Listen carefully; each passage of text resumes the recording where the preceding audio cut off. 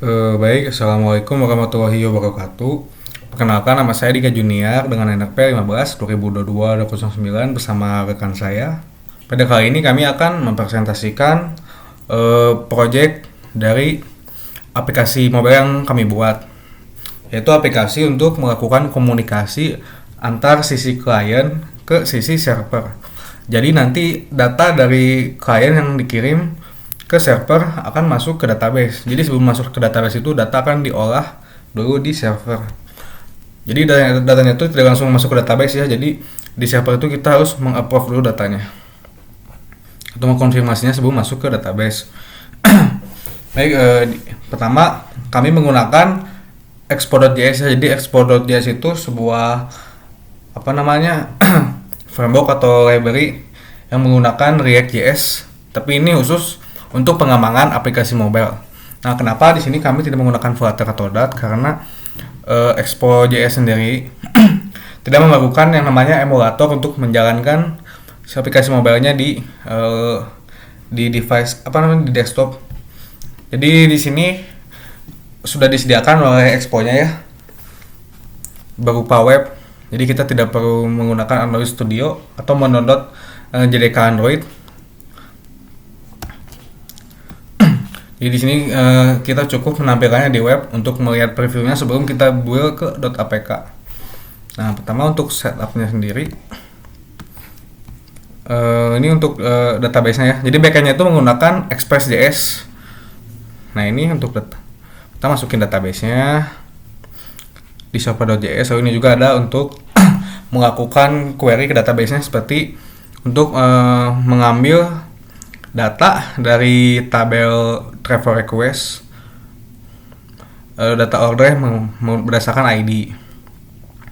Lalu juga ini ada seperti untuk memasukkan data yang user kirim ke dalam database, ke dalam tabel travel request berdasarkan ini client name atau namanya, terus ada budget IDR-nya dan travel date-nya atau tanggal. Lalu ini juga untuk mengupdate data dari travel request. Jadi kan datanya tuh belum di ACC lah. Nah, itu mengupdate ketika kalau datanya sudah di approve. Jadi datanya itu belum masuk ya, jadi cuman ada satu pending. Nah, ketika di approve di admin maka data akan masuk ke database. Lalu untuk setupnya sendiri, pertama kita harus, karena ini kan komunikasi dalam lokal ya atau cakupan lokal, jadi kita harus berada di satu lingkungan atau satu jaringan yang sama. Maka IP-nya juga sama ya, kita cek dulu IP-nya menggunakan ifconfig.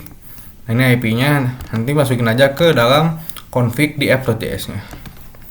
Setelah dimasukin, ini kami menggunakan 3 API yang berbeda ya. Pertama itu API untuk mengganti kurs atau currency dari rupiah ke dolar. Lalu ada API untuk melihat hari libur. Jadi ketika misalnya data yang masuk itu hari libur nasional, nanti akan ditolak, lalu ada notifikasinya bahwa hari ini libur. Lalu juga ada API country, di mana ini tuh untuk menampilkan informasi dari negara yang dipilih. Misalnya benuanya, misalnya Indonesia, benuanya Asia, lalu kursnya atau currency-nya itu IDR atau rupiah. Nah, untuk menjalankan sendiri, pertama kita harus menjalankan backend-nya dulu menggunakan Node server.js karena ini menggunakan Express ya. Jadi kita jalankan dulu server.js-nya menggunakan Node. Nah, ketika sudah dijalankan dan terhubung ke MySQL, maka kita harus menjalankan si frontend-nya menggunakan ini kan menggunakan package manager. Jadi kita menggunakan command npx lalu expo star.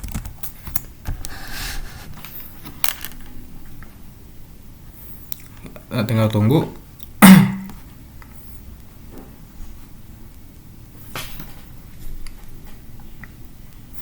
Nah, bisa kita lihat ya, ini untuk ini ada QR untuk di scan di HP di aplikasi Expo untuk melihat preview di HP sebelum kita belum menjadi .apk.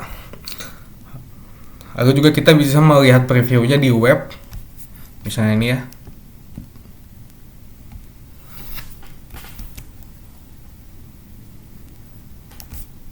Nah, ini loading ya untuk webnya. Kita tunggu loadingnya selesai. Nah, sudah selesai. Ini untuk tampilannya ketika dijalankan di web. Untuk implementasi lanjut di Androidnya, eh, mungkin akan dijelaskan oleh rekan saya. Terima kasih. Perkenalkan, nama saya Abin Arif Naufal dengan NRP 15/2022-203. Pada kesempatan kali ini saya akan menjelaskan tentang implementasi dari program aplikasi mobile yang sudah kami buat. Pertama-tama di sini ada halaman login. Jadi kita login sebagai user terlebih dahulu, dan jika kita belum mempunyai akun, bisa daftar terlebih dahulu.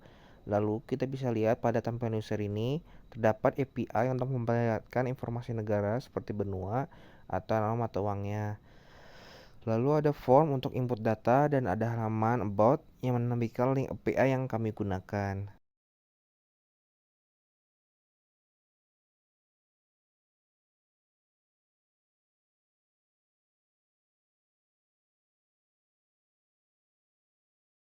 Lalu di sini kita akan inputkan nama, jumlah anggaran dan tanggal yang nantinya akan pengoperasian asuransi menggunakan penjumlahan.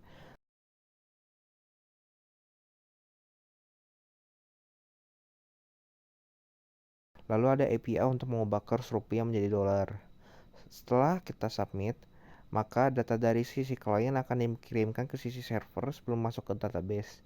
Lalu kita melakukan logout untuk kembali ke halaman login dan login sebagai admin.